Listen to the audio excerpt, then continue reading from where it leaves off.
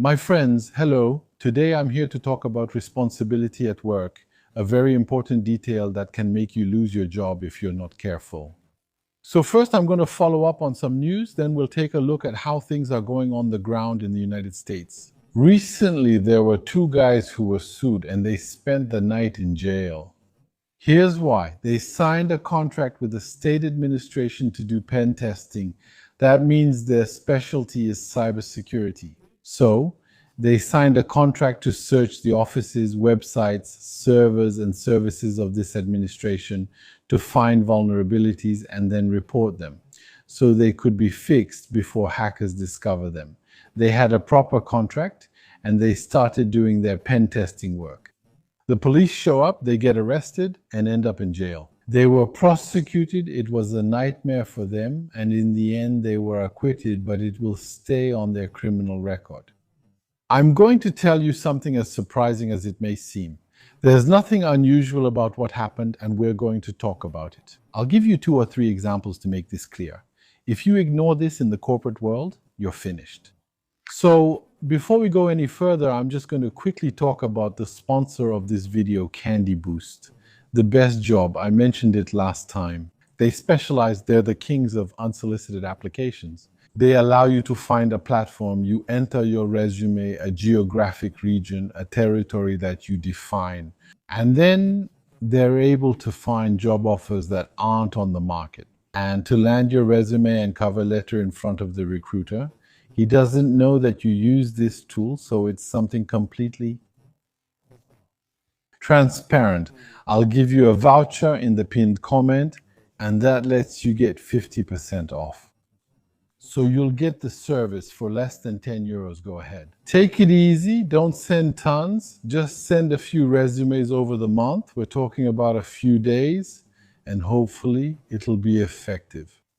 Let's return to our story. I'll share another.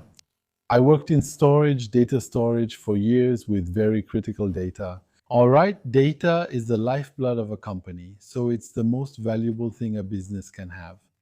So as I was saying, I was contacted by a client who wanted to erase some data. That means there's a storage bay with lots and lots of drives, you can imagine, cabinets that contain terabytes and terabytes of critical data, and he wanted to erase all of it. It's fine, we don't need that bay anymore, we're going to decommission it. That happens regularly in companies, either they buy new equipment or they decommission existing equipment at the end of its life, so he wanted me to help him. I said, of course, I'll help you for sure, we'll do it, there's no problem, but it needs preparation, it's Monday. I think I can reasonably do it by the end of the week, it's not something we can do right away. And then I'll start a conversation with you so we can make the preparations. What he did was he wrote me an email. I replied to him, copying the whole world, N+1, N+2, the engineering department, everyone, all of that. I called him and told him to copy his manager as well and all that. So we ended up with an email loop with 15 people inside just to get approval from both sides to delete the data. On what date? And then make sure they understand the yes and everything else, that it's irreversible. It may seem silly, but let me tell you a story.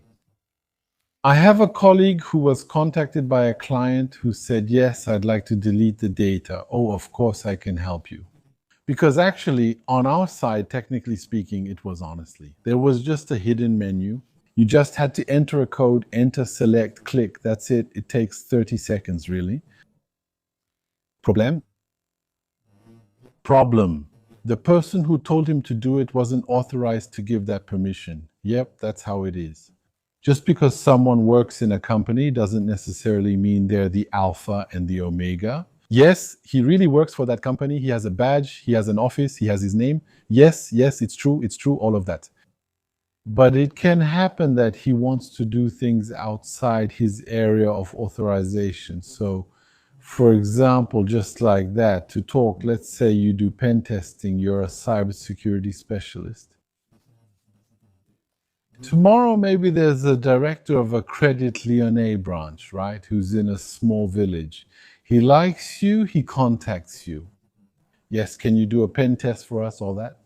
You ask for a contract, he'll go to the printer, print out a document for you with Credit Lyonnais with their logo and everything. He gives it to you. It's signed. It looks legit, but it's not.